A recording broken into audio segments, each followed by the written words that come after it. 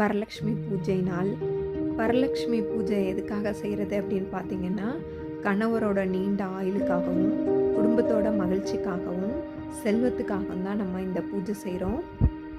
எங்கள் வீட்டு வழக்கப்படி இந்த கலசம் வச்சு சாமி வைக்கிறதெல்லாம் எங்களுதில் கிடையாது. ஏதோ ஒரு ஆடி வெள்ளிக்கு புடவை, மஞ்சள் குங்குமம்லாம் வச்சு சாமி கும்பிடுவோம். இங்கே ஹொசூரில் பார்த்தீங்க அப்படின்னா, இதை நல்ல ஒரு ஃபெஸ்டிவல் மாதிரியே நல்லா செலிப்ரேட் பண்ணுவாங்க. ஒவ்வொருத்தவங்க ஒவ்வொரு மாதிரி நல்லா அழகாக அம்மனை அலங்காரம் பண்ணியிருப்பாங்க. அந்த ட்ரெஸ்ஸு, அந்த நகையெல்லாம் பார்க்கும்போது நம்மளுக்கே ஆசையாக இருக்கும். அம்மனை பார்க்கும்போது அலங்காரத்தோட அம்மன் முகத்தை பார்க்கும்போது நம்மளையே அம்பாள் பார்க்குற மாதிரியே இருக்கும். அந்த அலங்காரம்லாம் பார்த்திங்கன்னா நல்லா அழகாக பண்ணியிருப்பாங்க. நம்ம வீட்டில் அம்மன் உட்காந்துருக்காங்க அந்த மாதிரி ஃபீல் இருக்கும். எல்லோரும் பண்ணுறத பார்த்துட்டு எனக்கும் ஒரு ஆசை இருந்துச்சு, நம்மளும் ஏதாவது பண்ணுவோம் அப்படின்னு சொல்லிட்டு.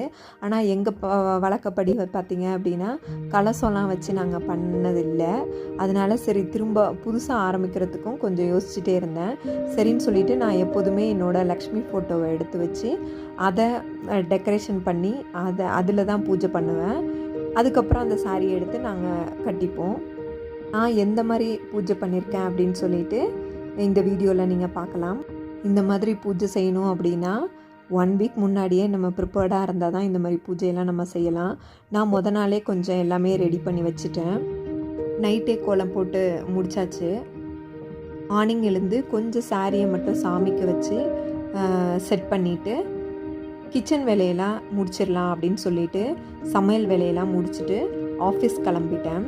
ஏன்னா நான் அன்றைக்கி லீவு போட முடியாது, அதனால் ஆஃபீஸ் கிளம்பி போயிட்டேன். அகெயின் 5 o'clock நான் திரும்ப கொஞ்சம் டெக்கரேஷன் சாமியெல்லாம் ரெடி பண்ணிவிட்டு சக்கரை பொங்கல் செஞ்சு வடை செஞ்சு சாமி கும்பிடலாம் அப்படின்னு சொல்லிட்டு இந்த மாதிரி தான் நான் டெக்கரேஷன் பண்ணியிருக்கேன். பாருங்கள், எனக்கு தெரிஞ்ச மாதிரி சிம்பிளான வரலக்ஷ்மி பூஜை தான் இது. நான் எப்போதுமே என்னால் என்ன முடியுதோ அதை செஞ்சு ஹாப்பியாக சாமி கும்பிட்டாலே போதும்னு நினப்பேன். இந்த வீடியோ உங்களுக்கு பிடிச்சிருந்தா லைக் பண்ணுங்கள், சப்ஸ்கிரைப் பண்ணுங்கள். என்னோட டெக்கரேஷன், என்னோட லக்ஷ்மி எப்படி இருக்காங்கன்னு சொல்லிட்டு கமெண்ட் பண்ணுங்கள்.